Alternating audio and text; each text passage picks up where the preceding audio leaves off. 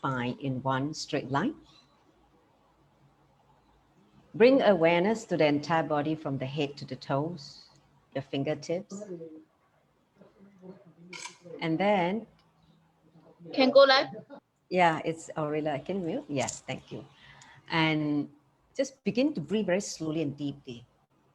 Inhaling fully into full lung capacity, and then enter into a gap, a little pause.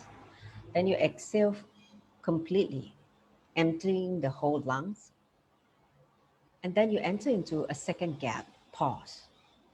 So go on like this, breathing in and out with awareness of the two gaps between the incoming breath, outgoing breath, and incoming breath.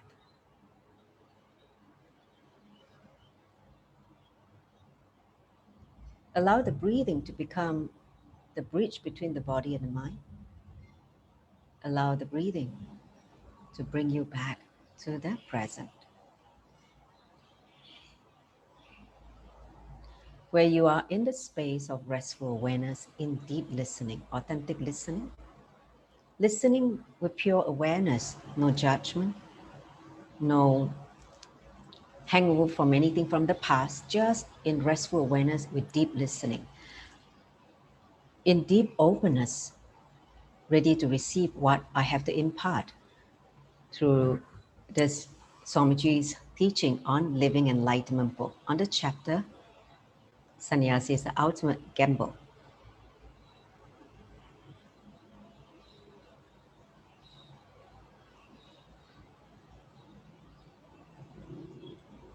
In that restful awareness, let's begin by chanting the Sadguru Vandanam, invoking Swamiji to the space. You can chant along if you know the mantra already. Nityanandam Paramasukadam Kevalam Jnanamutim Dvandvatitam Gaganashatrisham Tattvamasya Rilaksham Ekam Nityam Vimalamachalam Savadi Sakshibhutam Bhavatitam Trigunarahitam Satguruntam Namami. Om Nityananda Paramashivoham. Om Nityananda Paramashivoham. Om Nityananda Paramashivoham. Nityananda, welcome back to the fourth part of this chapter. Like I mentioned last week, this whole chapter on Sannyas is the ultimate gamble. It's a long chapter, but because it has a lot to talk about being a sannyas, or the whole science of sannyas. So today we're going to cover three sections. So let's see how much we can cover, okay? You know, last week, for the benefit of those who just joined today, we have been expounding on this chapter for the last 3 weeks. And also, we also have now that some YouTube followers who are watching also this live. So I welcome all of you to this session. It's my pleasure to go through this Living Enlightenment series book with all of you. Let me just quickly introduce myself. My name is Manitya Dugananda. You can call me Maduka, and I'm the HR of Singapore Sangha. So now let me just dive straight into the topic itself, okay? So today we're going to cover this top heading called Namo Arihanta, okay? So the question we want to ask is, what is the role of the master in sannyas? Okay, so why are master sannyas? Why they are sannyasi, right? What is the role in this whole science of sannyas? So here we have a great Jain master. His name is Mahavira Jain, who compiled the teaching of Jainism, known as the Jain Sutra. See, Jain is a subset of the Sanatana Hindu Dharma, okay? So as you know that Sanatana Hindu Dharma is the main mother religion. There are many offshoot subset connected to the main source of the teaching. Buddhism is one, Tibetan Buddhism is one, this Jainism is also one, Sikhism is also one. So like this only, there are many, at least 10,000 sub-branches of this Sanatana Hindu Dharma, okay? So here, there's this enlightened master, his name is Mahavira, who is compiled this Jain Sutras. And in the verse, it begins, Namo Arihantana, okay? What is the meaning of Namo Arihantana? It means, I bow down in reverence to the Arihantas, who achieved the highest truth. He's talking about great enlightened master. The Arihantas are the great enlightened masters. So these masters are not only do they achieve, but they also radiate the truth so much that those who go near them, they are also inspired to achieve. They are also inspired to seek the truth. Okay? So Arihanta does not mean a person who teaches. He is not just a teacher. He's more than that. Arihanta is a person who inspires. So you can't reproduce enlightenment by teaching. Okay? I mean, if we really can inspire people to become enlightened by teaching, then we could have a lot of, people selling it as long ago, right? We could have stores created, www.enlightenment.com, and please visit our website to get enlightened, right? So you could have created enlightenment guarantee solution or shops, right? No, fortunately or unfortunately, you can't create enlightenment in a being by teaching, okay? You can only reproduce enlightenment by inspiring. Inspiring a being to reach its ultimate possibility. So Arihanta is a person who's radiating the truth very powerfully, very strongly. His very presence is so intense that anyone who comes near him, even if they spend a few minutes around that enlightened being, they get inspired. So the fire of seeking get ignited, get triggered, okay? So the transmission of lights happen. See, like an enlightened master, they're like a lit lamp. The lamp is already lit. For us, we're like an unlit lamp. When we come to a lit lamp, naturally, if you're inspired, you want to also, have your lamp lit, right? To become one of them. So they start feeling that this is the best state to live in, to exist, okay? This is the best thing that can happen, let's say, to any human being in the life, which is to reach the ultimate. That means being self-realized, the realization happen. So please understand that if you go near enlightened being, even if you spend just a few minutes around the being, suddenly you feel that this experience is the best thing that can happen to you. That is the, I would say, wonderful effect of being near an enlightened master. See, when your eyes falls on an enlightened master, even for that few minutes, when you exit this body, your whole life will run through like a rewind, okay? And that rewind, everything that is not part of your so-called best experience, you become black and white. I think we talked about it in the earlier chapter. You become black and white. But those that is supposed to inspire you as one of your best experience, you become colorful. So naturally, when you that memory of seeing enlightened master will pop out as colors, multicolors, and looks, glaring.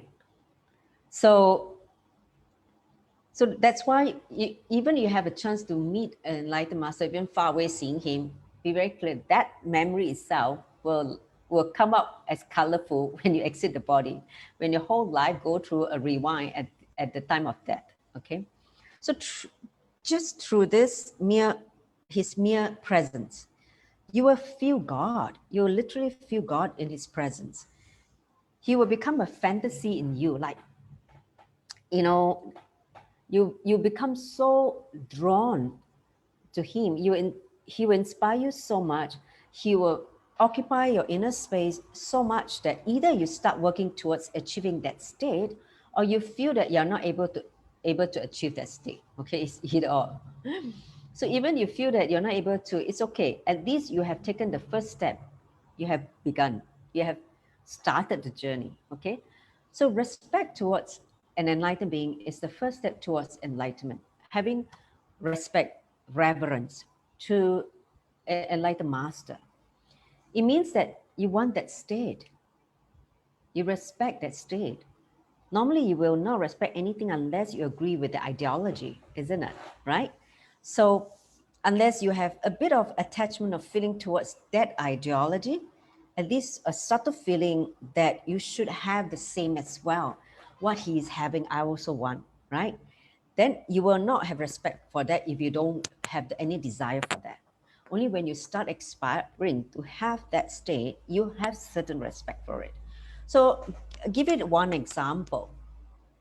If you're respecting someone who is physically beautiful or handsome, right? As a man who looks extraordinarily handsome and or a woman who looks extraordinarily beautiful, be very clear, you had a certain desire to be in that state, to have that certain quality.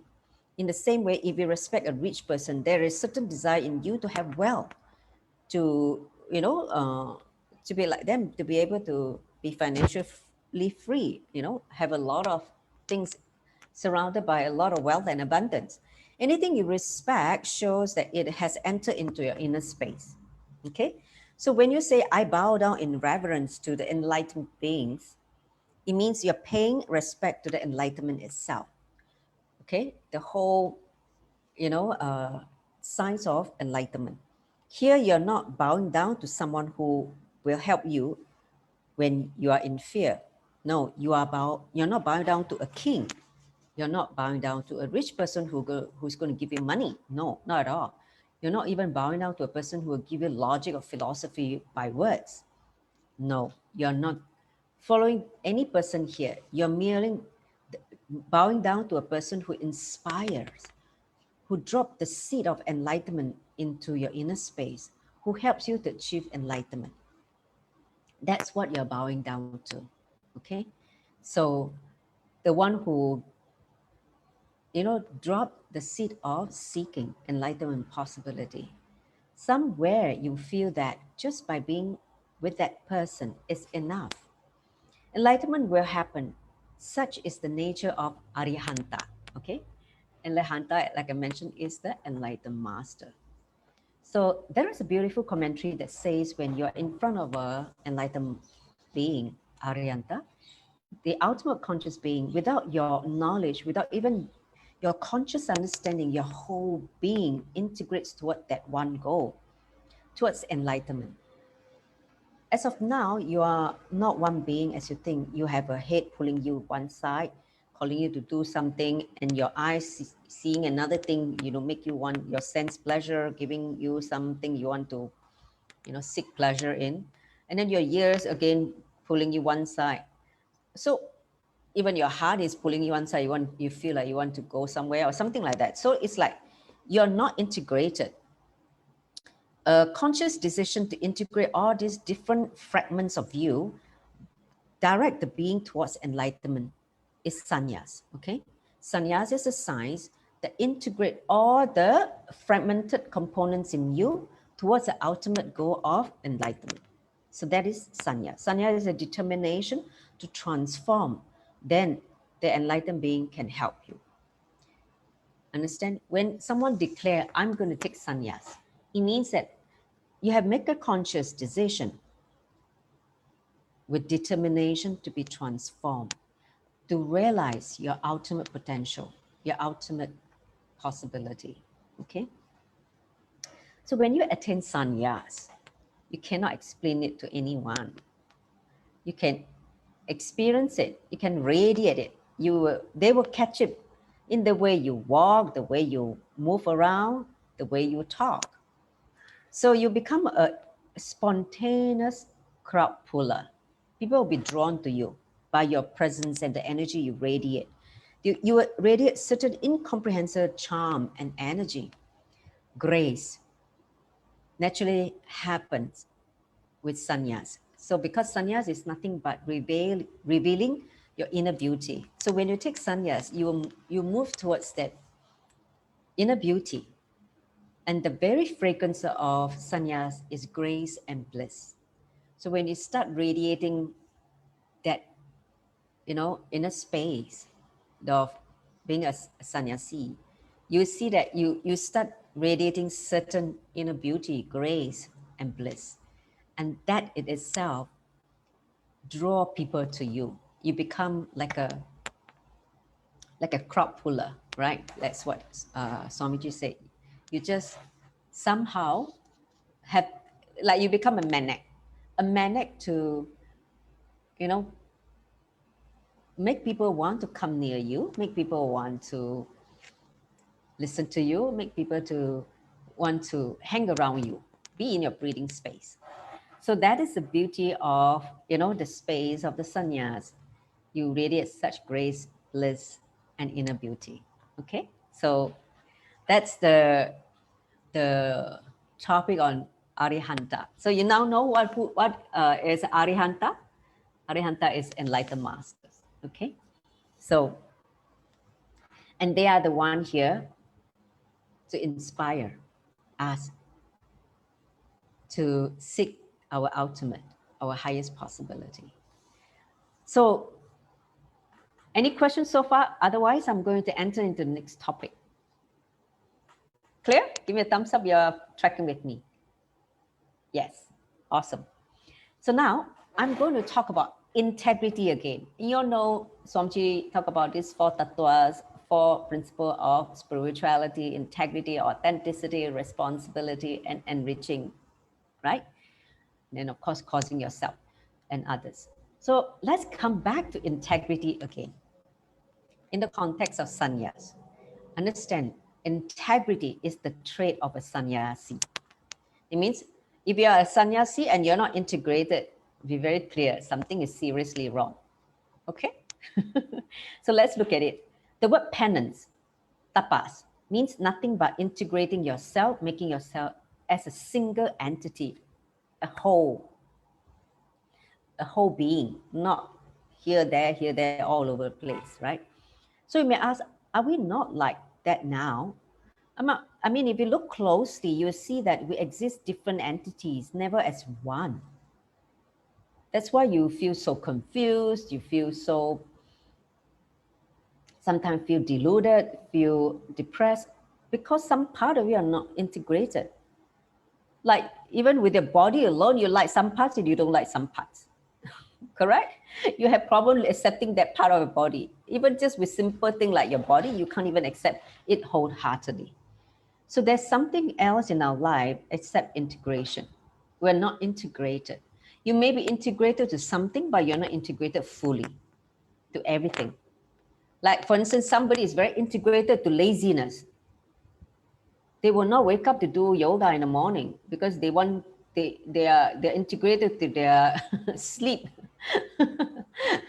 Very integrated to their sleep. The moment the 5 o'clock, alarm bell rings, they was like, okay, bye, shut down, and then continue to sleep.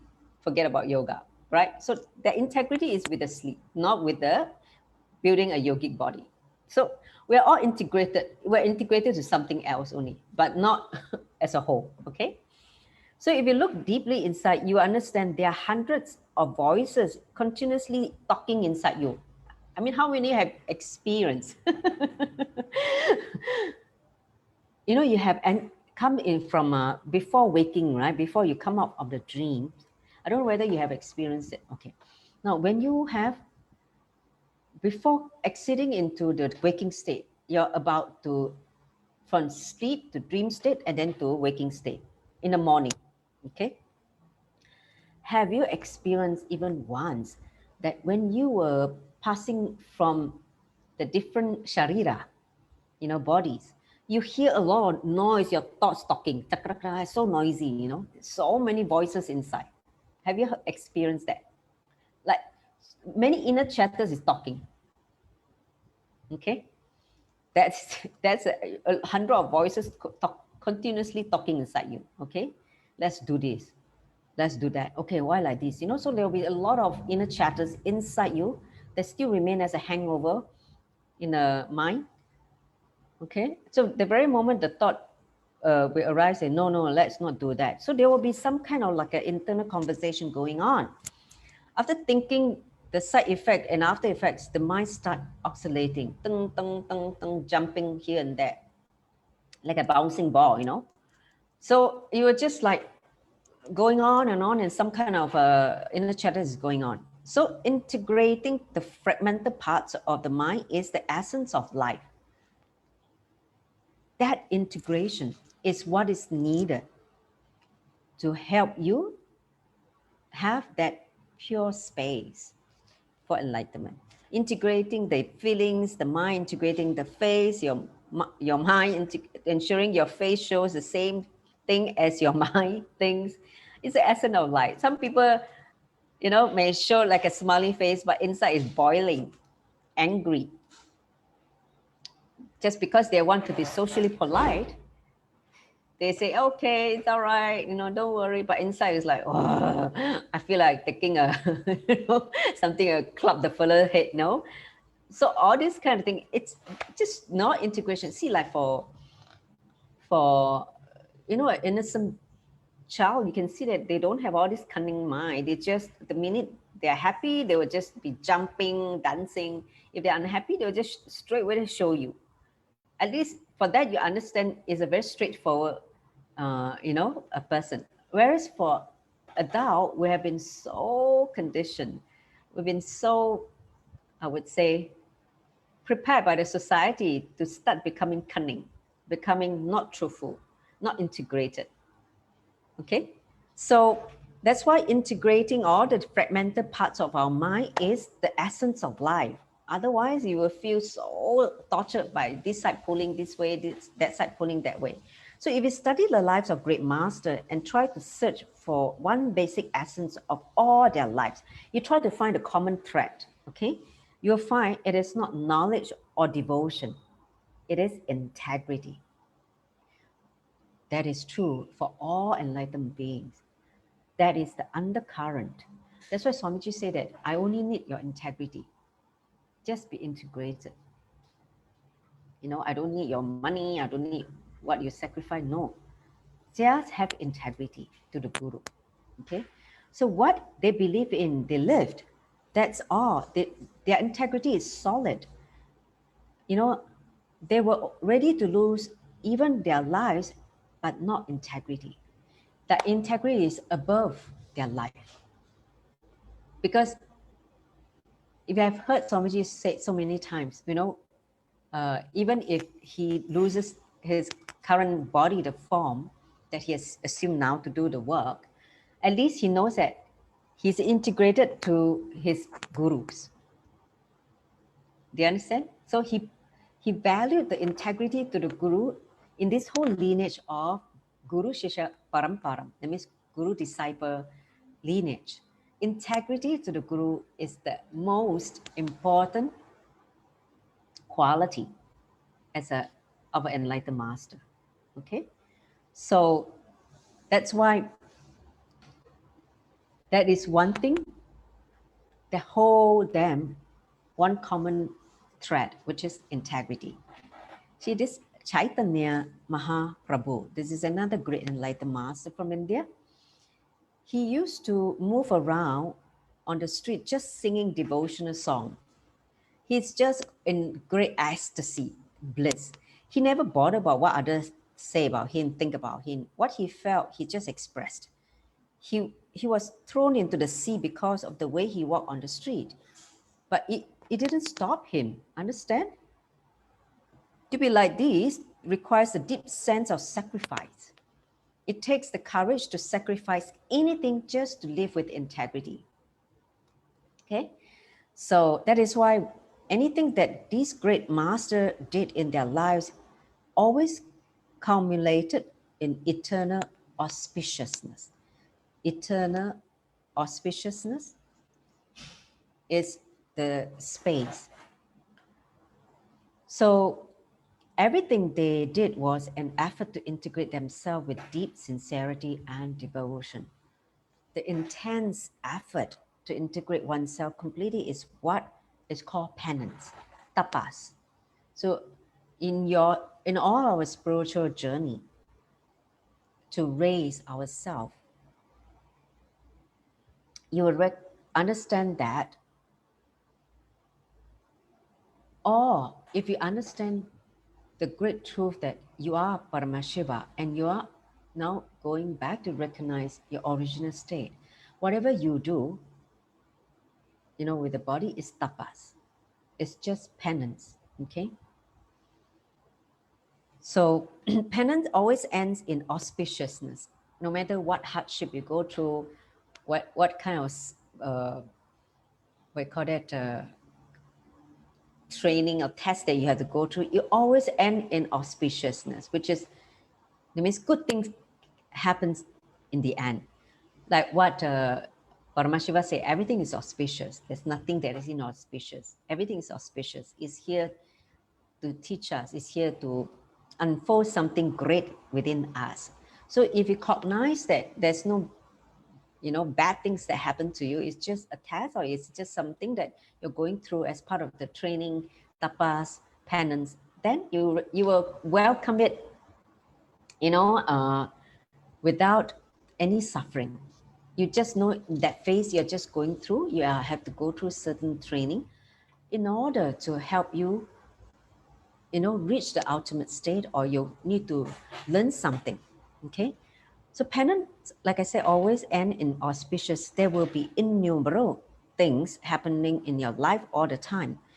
And during all those things, going through it and intensifying your integrity with them, it is what we call as penance.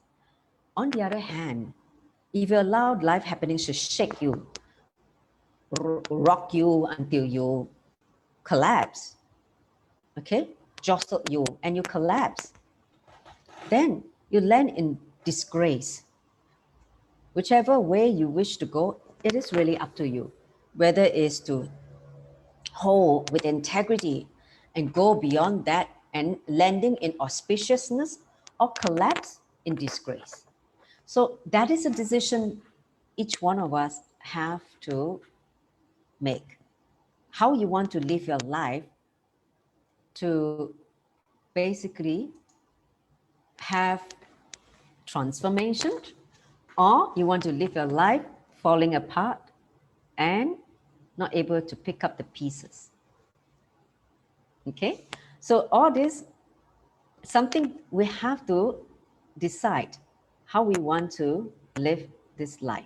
Okay, so here's a a beautiful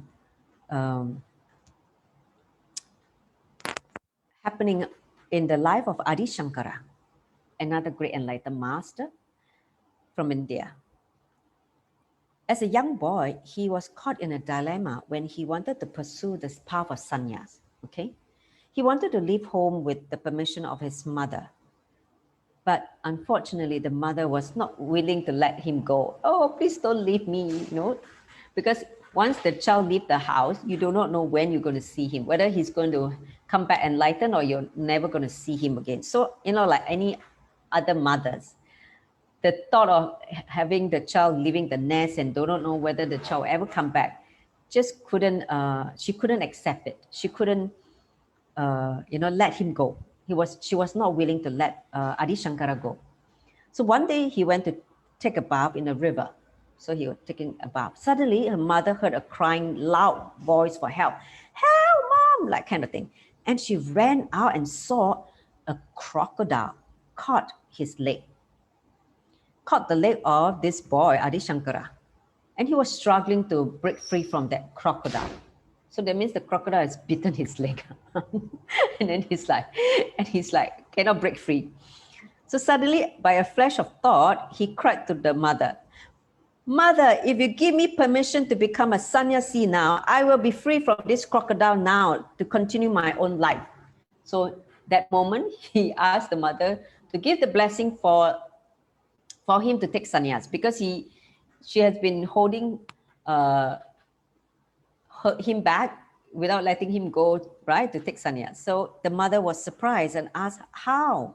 He explained, according to the Vedas, if I enter into the ashrama, right, the state of life, it is equal to being born again. It means when I take sannyas, it's a rebirth for me. So if you give me permission to enter into sannyas, then maybe God will give me a fresh lease of life. So he was telling the mother. Imagine, crocodile is still on your leg and you're talking all this philosophical thing. Okay. The mother was totally helpless. So she quickly make up her mind because in that, moment of danger, she cannot think too long because she was thinking it is better to have her son, die as a sannyas and then, not didn't fulfill his last wish because he wanted to be sannyas, remember? So the mother, really agreed, okay, you can have that, take the sannyas. So immediately when she agreed, the crocodile released the grip from the mouth and Adi Shankara ran to his mother with great joy. He had lived the truth he sought at that moment and it worked. The truth of, wanting to take sannyas. And so that's how, in that situation of great danger, the mother gave the blessing for him to take sannyas. And that's how it happened. Okay. So see, there are three things: thinking the truth, speaking the truth, and living the truth. See, we all know the truth: thinking, speaking, and living. These are the three levels. Okay, so let's go into that one by one. Okay, the first two are easy to follow. Thinking of it and speaking of it is easy. Just become a parent. You can also, become a teacher, right? Just think, babble, blah, blah, blah, right? You can just read the whole book and babble to so many people, right? Thinking and speaking the truth is, these two are very easy to follow, but living it all the time is the most difficult, okay? It is very rare to live the truth. Sannyas is the courage to live what we think as the truth, okay? We give importance to speaking the truth, but living the truth is most important, living it. If you start living your truth, your respect for yourself will increase. How you love and respect yourself will increase tremendously if you start living the truth. That is the beauty of it. Okay? So when you come to Swamiji with a problem, for instance, you come to a guru, Swamiji, sometimes he gives you some consolation. Okay, it's okay, I'll take care, that kind of thing. And tell you that you'll be all right. No need to worry. I will see to it that you'll be healed or you'll be okay. You see, the very fact that you're coming to Swamiji with a problem shows that you don't have the integrity to live with it and solve it. So you need external divine intervention to help you solve the problem or where you're stuck, right? So Swamiji will console the devotee, let's say console you, anything that can be lost but not integrity. So he's saying again, emphasize, you can lose anything, your job, your money, even relationship, but never lose integrity. With integrity, your own evaluation of yourself goes up. Because when you're integrated, you will feel you have such high regard or respect for yourself. When your own unconscious mind starts to believe you, it is most auspicious thing that can happen in your life, the gates of the heaven are then open. You can only experience the gates of the heaven when you start to live with integrity, okay? So when you integrate, you drop hypocrisy. Have you seen a lot of people live with hypocrisy? Tons of people living in society are living with hypocrisy, okay? But with integrity, you will drop hypocrisy. You become pure and innocent. You become authentic. Hypocrisy is pretending to be what you are not, trying to camouflage with something, with either wealth or with what you dress, or trying to camouflage with your knowledge, but you don't live it. You're not living the truth of that knowledge. So it's just pure hypocrisy. Okay, hypocrisy is hiding in many places so that people cannot see who you really are. The fragments in you dominate over each other, and make you hypocritical. So when you fight with your own fragments inside, all these different disintegrated part of you, and win, you are a dhira, the courageous one. Okay, this is part of the spiritual training that every individual had to go through, how to integrate all the fragmented parts and become a dhira, the courageous one. So, and life will continue to test you. Do you integrate those fragments? Okay, you can't run away. You'll continue to pose you all this in different ways, the same non-integrity inside you until you deal with it. Okay. So it's easy to fight with others and win. When you fight with others and win, you are a vira, a warrior, right? You fight with others, you become a warrior. But fighting with yourself and requires courage, because you need to look inside and face the demon inside you, right? You don't fight unless you are tired of yourself. You are so tired, so okay, I can't take this anymore. This is full of nonsense. I don't want to, I want to get out of this suffering. This is too much. You're just tired, and you just accept that you need, you need to start the whole thing, to basically you need to start the fight. So once you integrate for the first time, you know who you really are. All the masks that you put, in front of different situations, different relationships start to drop, okay? You're ready to expose yourself in relationships. You become more and more authentic. You suddenly realize that you are missing things because of you. So sannyas is all about becoming more authentic. When I say authentic, it means that you radiate your individuality instead of personality. See, your personality is built up over, this inner image, outer image, life image, others image. All these four images put together is your personality. And a lot of that comes from the societal conditioning because you have built it unconsciously till now, right? So when you have built your personality unconsciously by the influence of the societal conditioning, parents conditioning, school conditioning, all that put together, and plus media conditioning. So wherever you are being brought up, you form certain idea about you and you form that personality, okay? But you never radiate the individuality, your own uniqueness, because you don't know who you are. Till you find that who you are, you will continue to only wear masks or radiate a pseudo identity, which is your personality, okay? So with fragments, you are a personality. With integrity, you are individuality. You are unique. You're a spark of the cosmos. Okay? So individuality is seeing your authenticity through your own eyes. Till you're able to see your individuality. Okay? That means your individuality, okay, start to only become more and more dominant. It's when you see your authenticity through your own eyes, you start to see who you are and start to live it. So personality is a built-out image in the eyes of the society. Like I mentioned earlier, it's built out through your four images, and which is built by how you're brought up, where you brought up, the place you're brought up. So all these form part of the personality. Someone is born in China versus someone is born in Philippines, someone is born in Singapore. Where you brought up, because the whole conditioning is different where you're born, how you're brought up by your parents, where you're educated, all that put together, they call it jati, the way how you're brought up, forms your personality. So the master's work is to create a space in you where you don't have to guard your personality, where you can be free, where just understanding can cause transformation. Understand?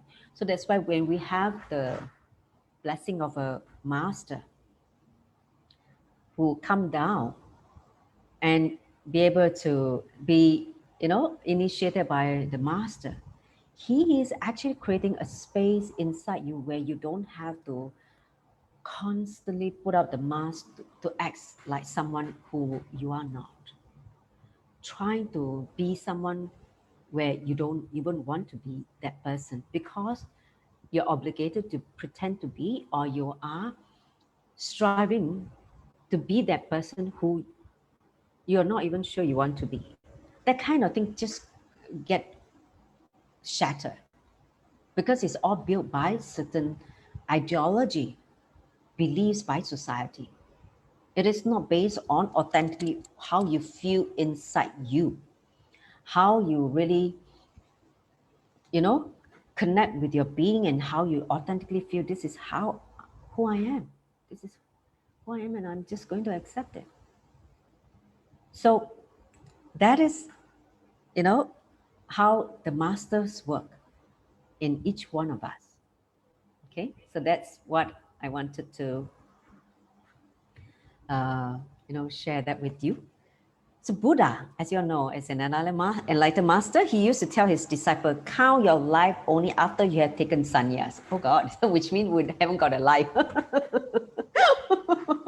He said, start counting your life only after you have taken sannyas.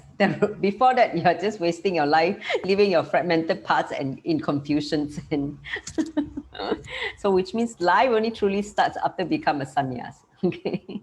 So someone asked Swamiji if taking the vow of brahmacharya or sannyas will lead to enlightenment. Okay. Whether if you become a sannyasi or taking the vow of brahmacharya, is it enough to lead one to enlightenment? So that question was being asked to Swamiji. Whether taking the vow leads to enlightenment or not is secondary. It's not the primary concern. But if you observe the vow strictly for 1 month, successfully, with the respect you have for yourself will tremendously increase. That means you start to relate with yourself totally different. You start to love yourself and start to feel so much respect for yourself. If you start living, those vows that you take, okay, that is enough. It is called asadhya sadhana. That means doing the seemingly impossible task successfully. Whatever your mind tells you, this is impossible, but you're able to do it successfully, okay? So when you do that, imagine that when I first started this task, I thought I'm never going to make it, but after I finish it, I realized I am able to do it. So that kind of respect that comes after you have successfully, accomplished something, certain task, which you originally thought that is impossible.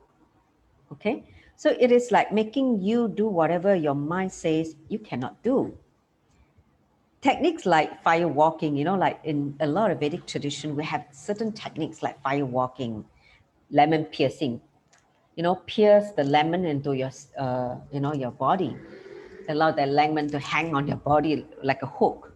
Like you need to pierce, I think at least 21 of them. Okay, so like this kind of penance, tapas that we all do, right? Ordinarily, your mind will say, you cannot do it. How can you walk on a fire bed? Your legs, your soul, or the feet will be burned with blisters. You'll be in great pain, blah, blah, blah. But you're seeing people walk through, not even a blister happen. They just walk through without hurt. The fire just, graze their feet and then they just walk through and without feeling anything, right? So once you do it, the respect you have for yourself will increase tremendously. It's like, oh, wow, I can actually walk the fire without getting burned. Look at so many people get burned, but I were able to survive the fire walking without having even a blister under, my sole of the feet. So then you become more and more, you will come into integrity, right? You come into integrity when you start to feel great about yourself. You feel that you're able to, attain something that your mind told you otherwise. Okay, so integrity needs to be understood in 2 ways. See, this is another higher dimension of integrity, because Swami just spent a lot of time to talk about integrity, but integrity in the context of sannyas. You need to understand, because only with integrity you're going to reach the ultimate enlightenment. But that means living a refined life with more and more integrity. Okay, so listen, the two parts of integrity, two ways. Okay, now first part is integrating the fighting parts of the mind into one. Okay, so if you look inside, there's something inside that's constantly fighting. You want this, you don't want this, you want this is like so many things you want, but it's constantly fighting. Okay, see, the very life gets wasted in the oscillation of the mind. This is what is the mind doing to us. It can justify its existence only when you make it oscillate here, there, past, future, past, future, past, future. You'll be oscillating fear, greed, ding dong here, you know. So you constantly, you're like in kind of limbo. You're in like, you know, constantly in this unrest. You don't have this inner peace. You can't feel settled. You can't feel at ease with yourself. Okay, so that is what is happening with this oscillation of the mind. If you can follow any one path, you will attain it. Okay. For example, let us suppose there are two paths to reach Bangalore. Swamiji's, Adinam. One path is 30 kilometers, while the other path is 30,000 kilometers. Right? Either you can go straight by the highway, or you go by the village way, go to, take a detour, go this way, that way. But by the time you reach there, it's like, maybe it take you 2 months to reach there. So, right? Eventually you reach there, but it just take 2 months versus, half an hour you reach there. So you're oscillating between which path to choose. Go there straight, or you take, months or years or many births to reach there. Understand, if you choose any one path and proceed, you'll reach Swamiji's Adinam. But it's how long? Straight path or winding path. So, but if you keep oscillating, jumping here and there, if you go on one path for half an hour, then change your mind. After that, you want to go on the other path in the next half an hour, what will happen? You will never reach Bangalore. It's just like, okay, I want to go this way. Then suddenly you decide, oh, no, better not. I take this way. So then you detour, and in the end you get lost, and then you never reach there at all. At least if you decide on one path, whether it's to take 30 kilometers or 30,000 kilometers, you will arrive. But if your mind is like this, like a restless, what Swamiji say, a restless monkey stung by 1,000 scorpion. This is what's your mind. Okay, so at least if you decide, and whether it's to take the winding road, 30-kilometer path, you reach still the ultimate destination of Bangalore Adinam. Okay, you only maybe take longer. Time is wasted. That's all. But if you keep oscillating between two paths, ding dong, you don't know which one to take and all this, then it takes, even if you take 30 years, you will not reach the destination. Correct? So this is what is happening to our mind when you have this oscillation and fragmented parts of your mind. You never reach the ultimate enlightenment, your highest possibility, when you are handling everything in your life with this fragmented parts of your mind. Got it now? Give me a thumbs up if you are able to catch it. Huh? I think all of you can relate to this, isn't it? Huh? It's so me. Yeah, I think I can relate with that. Yeah. That's about right. That's my mind. Yeah. So even if the chosen path is wrong, the one who moves with integrity automatically comes to the right path. Okay? He achieved what it needs to be achieved. Understand clearly, there are only two types of people on planet Earth. There are only two types of people. Those who live with integrity and those who don't live with integrity. That's all. Just look around. Living with integrity or not living with integrity. So the scale to measure a person is not the path on which he went, but whether he lived with integrity or not. Okay? So integrity is the strength to live your belief, come what may. If you believe that your life purpose in this body is for enlightenment, then you will live that strength, that, clarity, live that belief, that strength to live that belief, regardless of what, whether your parents in objection, whether your spouse objections, whether something is taking you away, you will not falter. You will just hold on to the belief and keep plowing and plowing and moving on. That is integrity. Okay, so that is the first part of integrating the fighting parts of your mind. Okay, so got the first part? Yes? Thumbs up? Okay, let me go into the second part, the second ways. Second is not getting diluted by external influences. It's also integrity. How easily we get influenced by external distractions, external happening. It is the ability not to alter our integrity or dilute ourselves due to the inner confusions or outer influences. Actually, this afternoon I was talking to one devotee from China. See, I had helped her with she had some health issue like 6 months ago. And during that time, she was going through a lot of healing and she felt so good and all that. Then after that, after she finished the whole thing, she just went to live her life and she get sucked into the society and all this. And then she started to drop all the integrity that she had made, for herself in the spiritual growth. She's starting to take non-veg because when she go and eat with the family, with the uncles, they just say, "Hey, come and eat." So she never hold on to her the strength of what she had decided.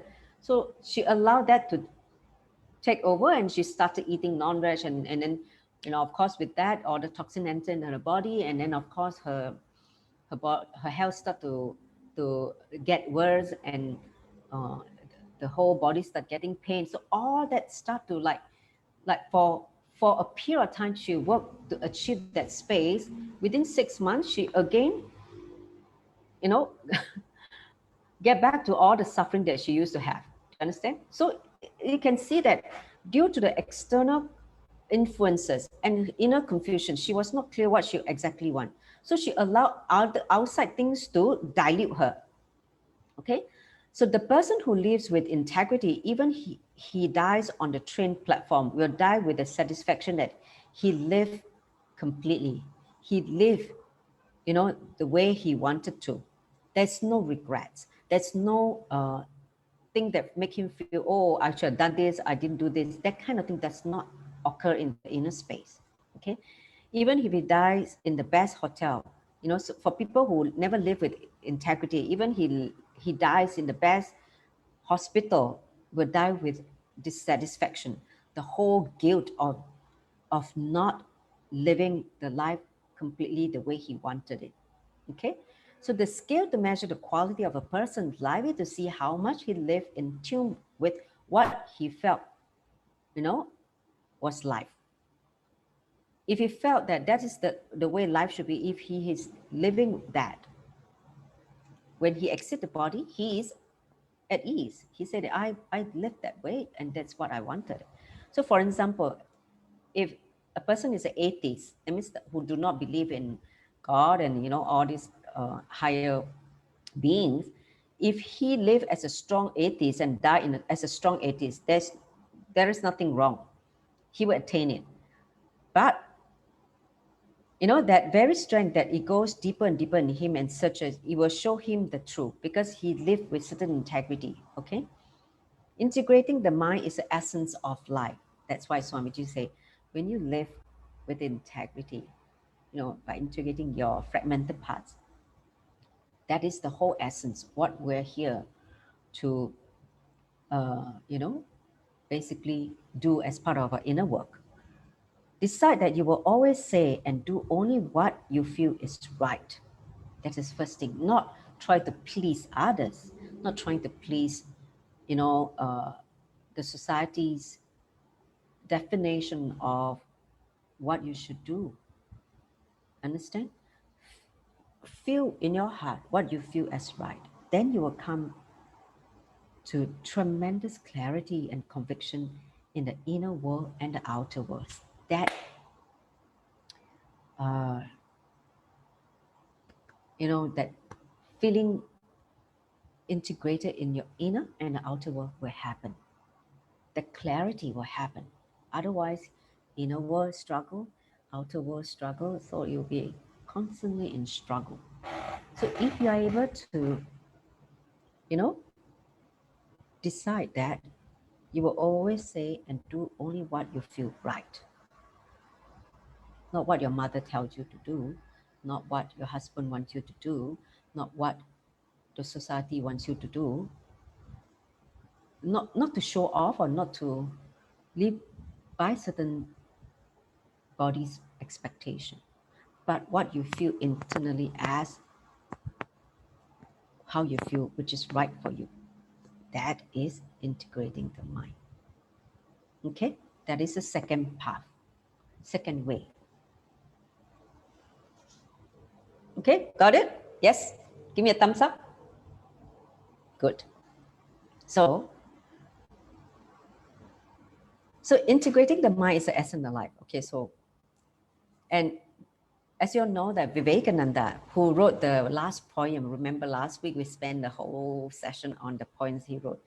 He recounts in his life that his master Ramakrishna Paramahamsa died leaving him the responsibility of his mission. So his master left the body and gave him the responsibility of the mission.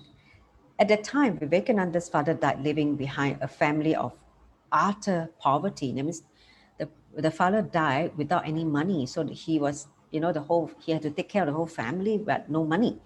So Vivekananda was the only hope for his family. He stood between saving his family and saving the world, right? So he had to save the world or save the family. No one recognized the mission he spoke of. So he says beautifully, who will sympathize with the imagination of the boy? He was, after all, only a boy at that time when this thing happened. He described those few days as unimaginable hell. So he was relating what he went through. He was with a small group of boys with no money. The only one thing is integrity to live the life they believe in and the life taught by their master. So because he was already living and initiated by Ramakrishna Paramahamsa, his guru. Okay, so that is the only thing that he hold on to. So 10 years later, he says, 10 years ago, I could not get 100 people to celebrate Master's birth anniversary, the birth of his guru. Today, there are 50,000 people gathered. So Sannyas is taking a strong decision not to allow unconscious to hinder the consciousness and then to establish consciousness firmly on the Masters and his words.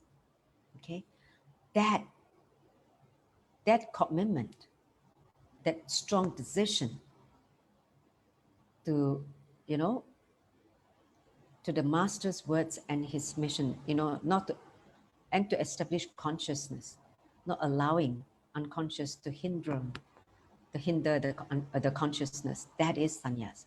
So Vivekananda was questioned as to how he could desert his family at that time, because as a young boy, he had to take care of his family or the mission. So he has given up taking care of his family, but instead he went to take care of the mission. So Vivekananda beautifully replied to the people, who questioned him.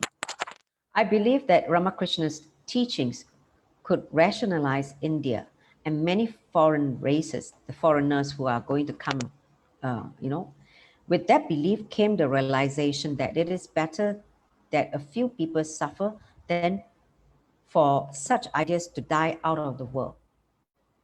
Right? So you can relate fully now. He needs to take this enlightenment science to the world instead of giving up the mission and stay with the family and feed the family. What if a mother or two brothers die? It is a sacrifice. Let it be done. No great things can be done without sacrifice, Tyaga. The heart must be plucked and the bleeding heart placed upon the altar. Then great things are done. So great things can only be achieved with sacrifice. Okay? So such was his integrity. He gave his words to his guru to take care of the mission, to grow the mission, to reach the world of this enlightenment science. And he held that instead of going back to take care of his family, where his father passed away. So not only that, those who spoke that Vivekananda deserted his family did not know the correct facts, okay? He continued to fulfill his duty by giving them the bare minimum requirements. Then it's not like he totally did not care about them. He provided them the bare minimums, okay? He also went on to court of law to attend some of the legal issues they faced. So it's like he took care of them, but not the way they expected him to be, okay? So here's a small story. During the civil wars in Japan, an invading army entered a town and took control of the whole town, okay? An army invaded a town. Before the army arrived in one particular village, everyone fled except a Zen master. A Zen master, you know how cool the Zen master is, right? You know, they're a realized being, so they are not afraid by anything outside. So curious about this master, the general went to the temple and see what kind of man this master was. It's like, okay, let me just check him out. So he went to the master's temple. The master did not even acknowledge the general. They didn't even come and say, oh, how welcome. He just did not even bother about this fella. So the general became very, very insulted, angry. Okay, you know, his ego cannot tolerate because the master just see him no up in our Singlish, see him no up, 看不起他, okay? So he was not treated as usual respectful way to which he has accustomed to, right? As a general, the people will come and kowtow to him and serve him, right? But when he come to see a master, the master heck care him, doesn't even bother about him, doesn't even feel his existence. So he took out his sword, shouted at the master, "You fool, don't you realize who you are standing before? A man who could just run through without and blinking eye, run through you." That means he could just run through the sword into him without a blinking of an eye. Okay, so he's just telling the master, you know, like threatening him. The master remained calm and asked, "And do you realize that you are standing before a man who could run through without and blinking eyes?" So he repeated the same thing to him, but in different context. who can be run through without, you know? See, here's a difference. He said, before a man who could run through, who can run you through without blinking, that means run you through, okay, kill you. Then this man, he says, before a man who can be run through, he can be run through without blinking eyes. That means he can run, that guy, you know, the guy can be run through.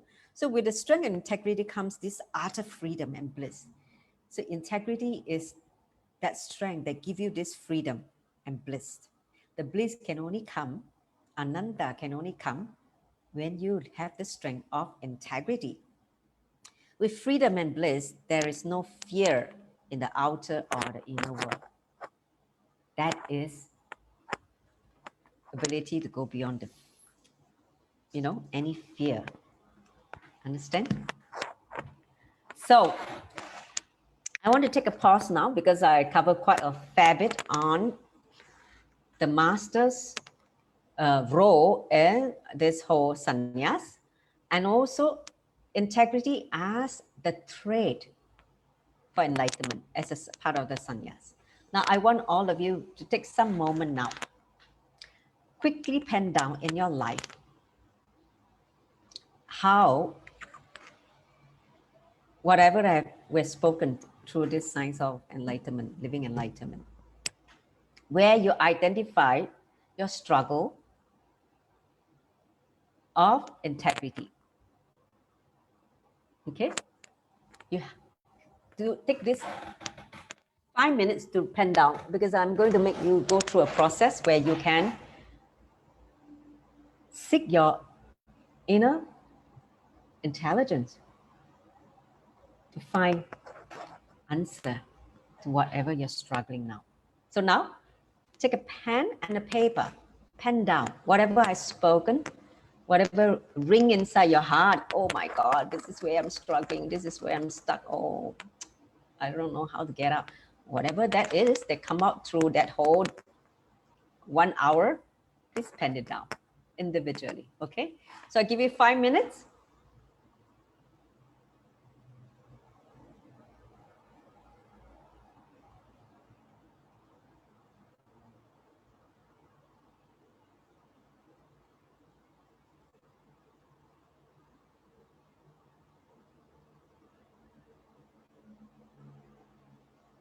So I give you 5 minutes to pen down where in your life you identify your struggle to live integrity. How you are struggling with the different fragmented parts of you, your mind, pulling you this side, that side.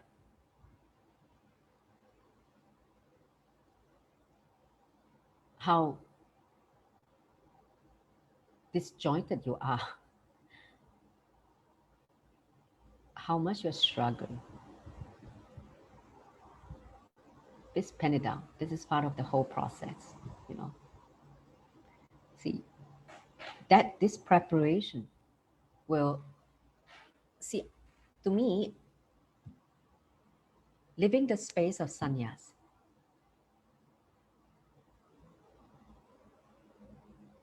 is part of the journey towards realization. Okay. You have seen many people, even they take the kavi, they're still not integrated. But there are people who are not, haven't taken kavi, but they are living an integrated life. I rather you prepare yourself living this life with integrity, living the space of the sannyas before you take the ultimate kavi. Okay. So pen down individually where you are struggling with the different aspect of non-integrity.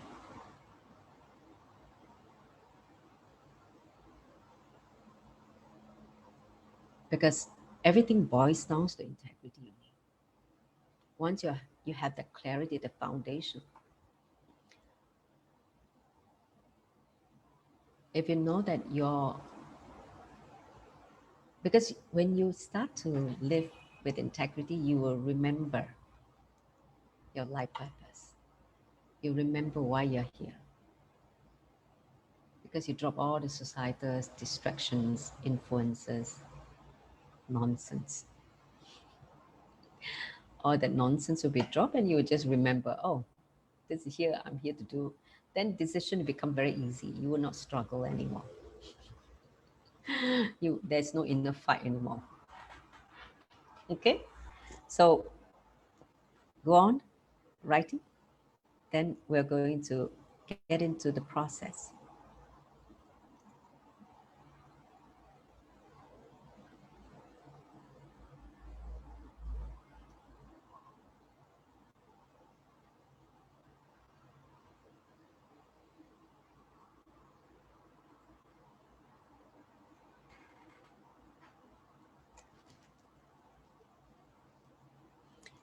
Even if you can't identify all, then if you identify a few, which is good enough for now.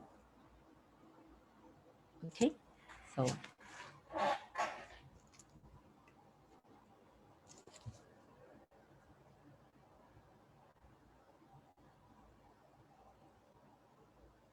remember in the discussion we say even if you decide one thing and stick to it, not having this fixed-mindedness, jump here and there, where you never achieve anything, you never actually arrive at a destination.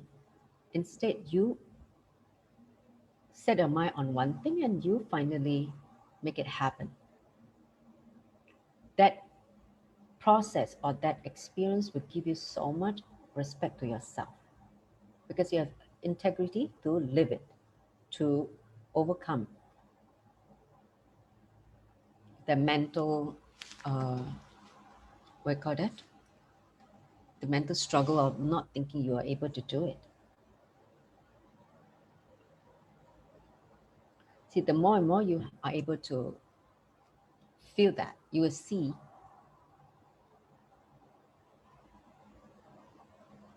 certain part in you gets awakened. So are you all ready? Okay, so if you have the IBAN with you, please put on your IBAN. We're going to do a little bit of internalization of this part on the integrity. Okay, just sit. You can put on an IBAN and just remember whatever you have written on the paper, whatever the fragmented part of you, which is pulling you this way, that way, that is creating the chaos inside you. That's not allowing you to feel this sense of being settled, a sense of being, feeling the strength of who you are. Look inside those parts that you have written and allow yourself to see where these beliefs or these ideas came from. In some way, you have given importance to that. In some way, you have certain either ignorance or belief in that. So look inside and see how the shift can happen inside you for whatever that you are struggling, whatever that is putting you again and again out of integrity with yourself, with your being, with the Guru, with Swamiji.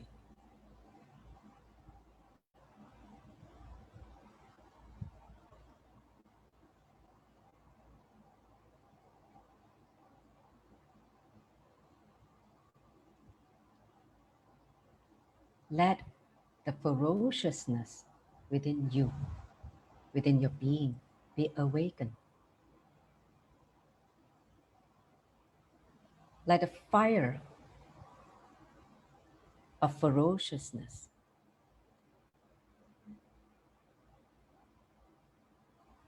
to see your inner space, to see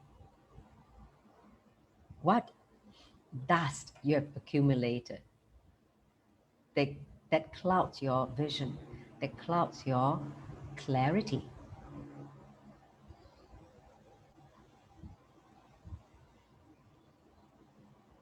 Let the fire of ferociousness burn that away and clear the air, the space for you to see the vastness of your inner space, the emptiness of your inner space, the silence of your inner space.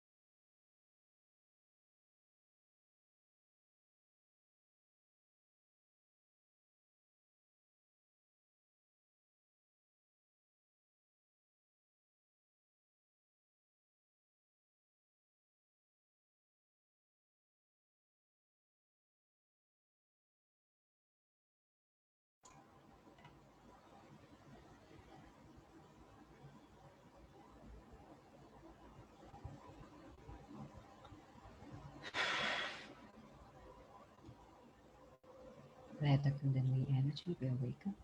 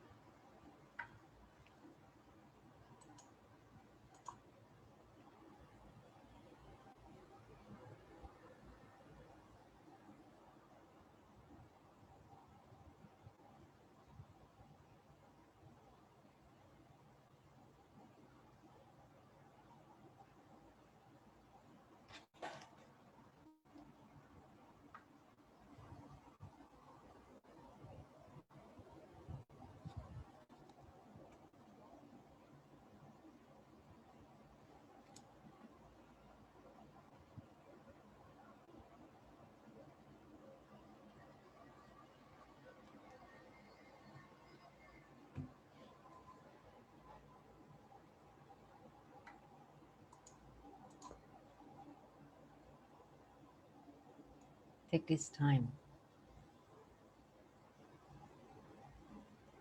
to bring integrity within you.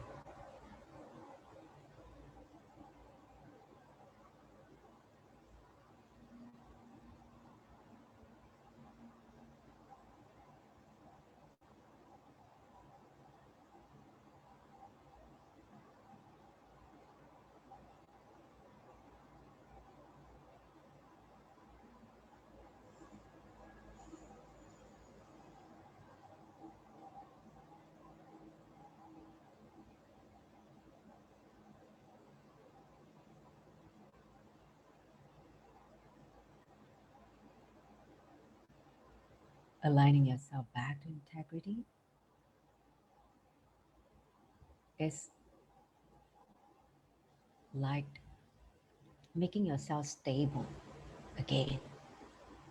You've seen a lot of people very unstable, go through mood swing, go through ups and downs. Making yourself stable, then you will be able to make yourself available. Then Swamiji will make you able. So first, make yourself stable in your inner space by aligning back to integrity. Then you will find that you will make yourself available to Him, for Him to work on you, for Him to raise you to the next level of possibility, awakening you. It is His job to make you able, to make you manifest the Paramashivatva. That can only happen if you do your basic work of stabilizing yourself and making yourself available to Him. If you're not stable, your mind will make you run here and there. You will just be all over the place. He's always available, but you're not. So make yourself available only when you become stable.